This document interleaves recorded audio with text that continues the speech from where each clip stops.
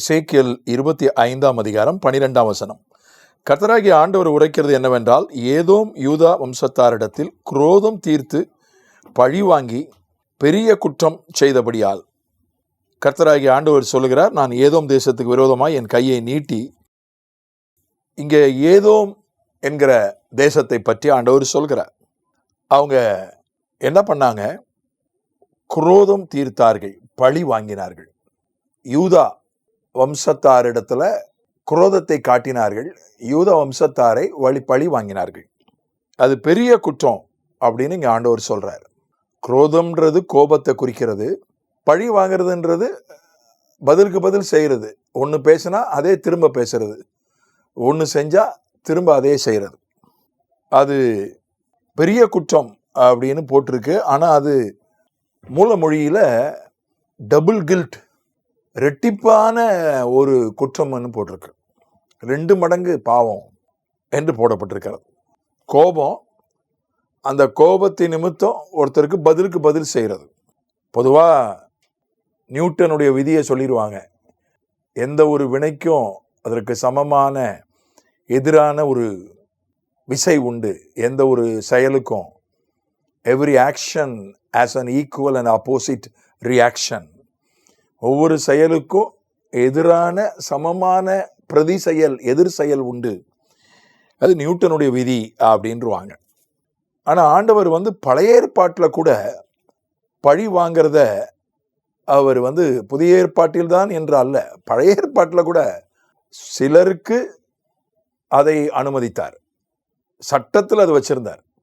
சட்டத்தை நிறைவேற்றுகிறவர்கள், அதிகாரிகள் அதை செய்வதற்கு சட்டத்தில், நியாயப்பிரமாணத்தில் அவர் வழிவகை செய்திருந்தாரை தவிர எல்லாரும் அதை பதிலுக்கு பதில் செய்வது, பழிக்கு பழி வாங்குவதெல்லாம் அவர் ஏற்றுக்கொள்ளலை. அதாவது ஒருத்தர் நம்மை பேசிடுறாங்க. நான் ஒரு மிக வசதியான ஒரு மனிதரிடத்துல பேசிட்டு இருந்தேன். அவர் ரொம்ப கஷ்டப்பட்ட நிலையிலிருந்து வசதியான நிலைக்கு வந்தவர், ஒரு வியாபாரி. முதல்ல அவர் ரொம்ப கஷ்ட நிலையில் இருந்த போது இன்னொரு வியாபாரி இடத்துல போய் அவர் வேலைக்கு சேர்ந்தார். அப்படி வேலை செஞ்சிட்டு இருக்கும்போது அவருடைய எஜமானர் அவர் ஒரு நாள் தப்பாக புரிஞ்சுக்கிட்டு, நீ ஒரு மனுஷனா அப்படின்னு கேட்டார். அது அவரை ரொம்ப காயப்படுத்திட்டு, அதுக்கப்புறம் அவர் தனியாக தொழிலை கற்றுக்கொண்டு தனியாக சொந்தமாக தொழில் தொடங்கி பெரிய கோடீஸ்வரன் ஆயிட்டார், பெரிய வியாபாரி ஆயிட்டார்.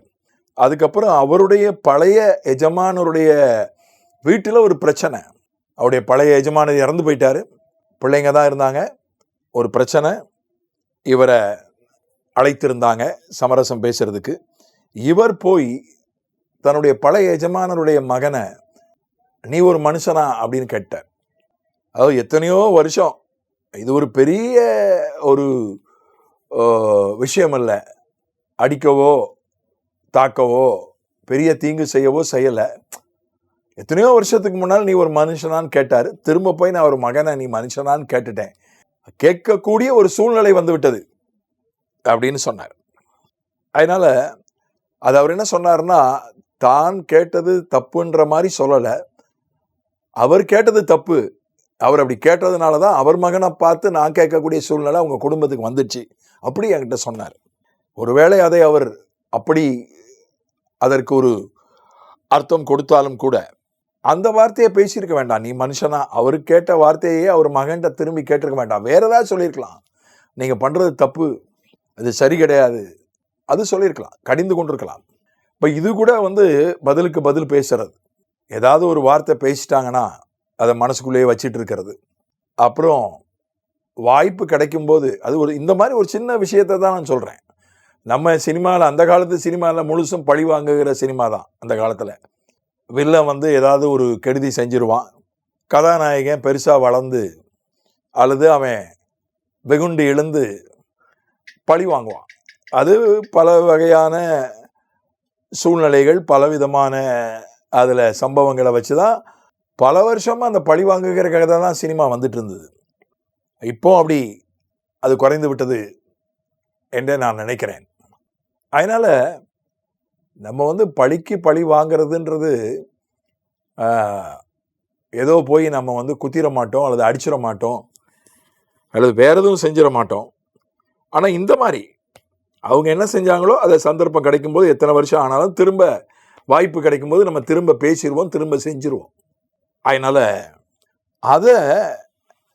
அது கோபத்தோடு செய்வது.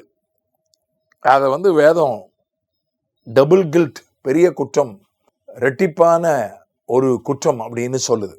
ஏசாயா 40:2 ஆண்டவர் ஒரு விஷயத்த சொல்றாரு, தம்முடைய ஜனத்துக்கு சொல்றாரு, நீ ரெட்டிப்பாய் அடைந்து தீர்ந்தது என்று சொல்றார்.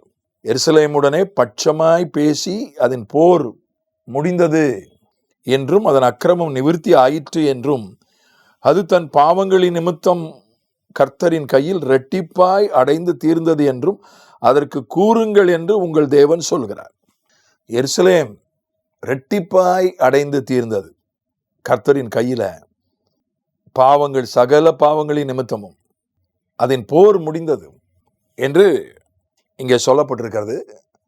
அதனால இந்த போர் அப்படின்றது அது எழுத்தின்படியான போர் அல்ல, போராட்டம், மிக அதிகமான போராட்டம், நீண்டகால போராட்டம், பெரிய போராட்டம், அதிக எண்ணிக்கையிலான போராட்டம் என்று எடுத்துக்கொள்ளலாம்.